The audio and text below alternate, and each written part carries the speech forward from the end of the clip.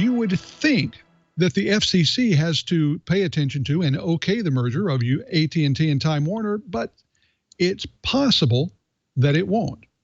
The merger will certainly be analyzed by the Department of Justice, but AT&T said the FCC will be involved only if any FCC licenses are transferred to AT&T. Now, a television station is an example of an entity that does require an FCC license, but AT&T said that it and Time Warner are still determining which FCC licenses, if any, will be transferred to AT&T in connection with the transaction. The reason for the uncertainty is that despite its huge media footprint, Time Warner only owns one FCC-regulated broadcast station, which is WPCH-TV in Atlanta. Reuters reported that Time Warner's could sell that single license to try and avoid a formal FCC review. Should be noted that Time Warner Inc. is entirely separate from Time Warner Cable, which was sold to Charter Communications this year after an FCC review. Now, it seems like AT&T is trying to build back up to the size it was before the breakup, only this time as an ISP rather than a telecom.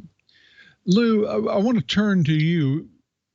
From your perspective, do you see any problem with the idea of having this vast national conglomerate that controls so much of the market in the ISP world? I mean, don't we have plenty of competition for broadband transmission?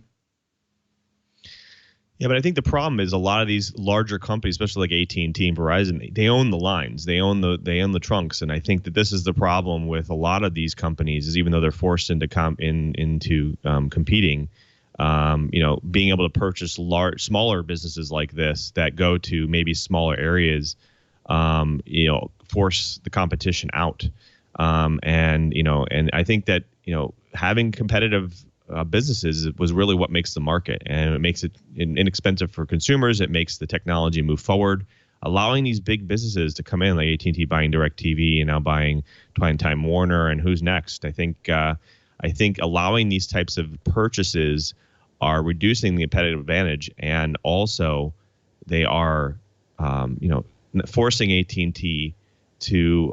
I'm not forcing AT&T, forcing other businesses to essentially offer either much less. To cost less and better service, just like Google Fiber, or again, offer better technology. And I think AT&T is gonna hinder that. So I think these types of things need to definitely be reviewed, even though they're trying to circumvent all that process. Well, review could come in. Brian, we did have an update that an industry lawyer who spoke with Ars Technica said that Time Warner does in fact have a lot of FCC licenses for earth stations rather than for broadcast stations. Now, all of these earth stations are absolutely required for distributing things like HBO, CNN, TBS, TNT, all of those things. Do you think that the earth station licenses might just be the avenue that the FCC takes to stick their finger into the entire regulatory process for this mega merger? I am really beginning to wonder what the AT&T boardroom is trying to pull off. It's feeling to me, in my opinion, that AT&T is missing the monopoly days, and they want to have that gravy train back. And I, for one, don't like that. I want smaller companies, like the guys in the chat room said, Sonic. I want small carriers because small carriers represent choice. I want municipalities to be able to go and run their own private fibers. Now, I don't have any problem at all with the competition for my upstream, AT&T, Verizon, you name it. I would love to be able to have choice there too, but that last mile, that from the curb, a couple hundred feet, I want to be able to have some choice there. I don't like what happened back in the bad old days of the legal monopolies, and I think that's really bad for innovation. And I'd love to see AT&T come under the microscope of the FCC. And if the earth stations are the method, more power to them. Well, Lou, when we look at this, once again, we get back into the whole monopoly issue. And, Brian brings up one part of the equation. I like to look at things like content. We've already got NBC Universal and Comcast. This would be AT&T and Time Warner. Is there a point at which having only 2 or 3 major media companies starts to have an impact on what we can hear and see across all kinds of media?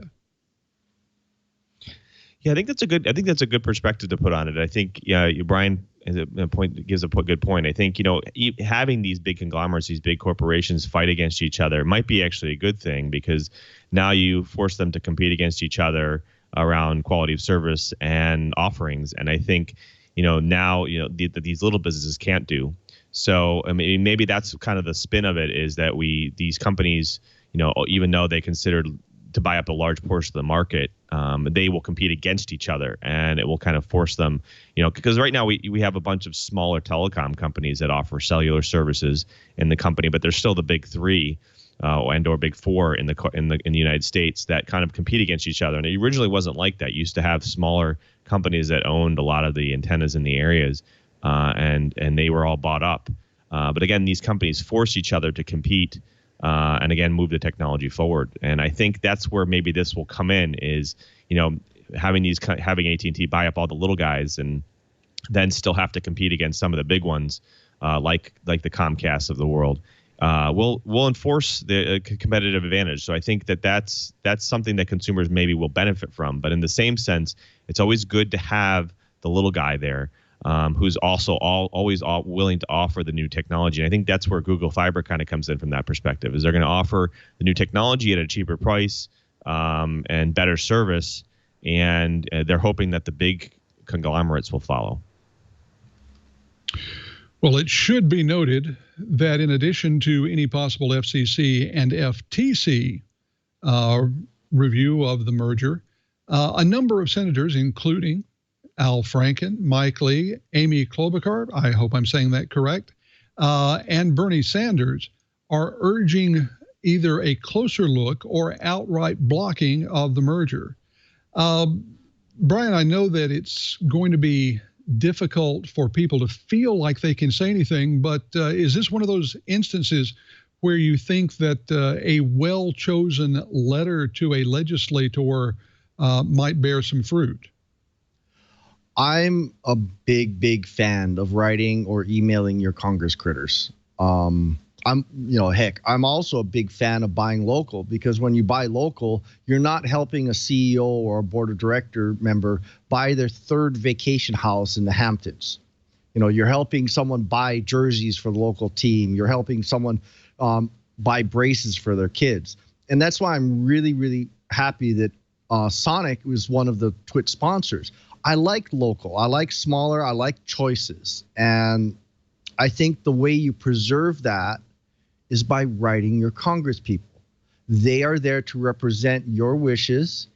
And trust me, the congressional delegations want to hear from you. They really and truly do. And now that it's so easy to send them an email, just drop them a line tell them what you feel. They tally these up, and you'd be surprised if you suddenly have a large percentage of your district emailing you saying, hey, we really and truly hate this. Could you please do something about it?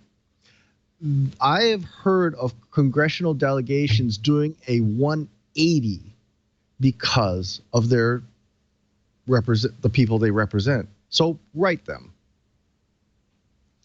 Absolutely. And everyone should know that it's pretty well known in the industry that an email counts for less than a fax. A fax counts for less than a phone call, and a phone call counts less than a letter. So if you want to have the maximum impact on your legislators of any sort, put pen to paper, write them a letter.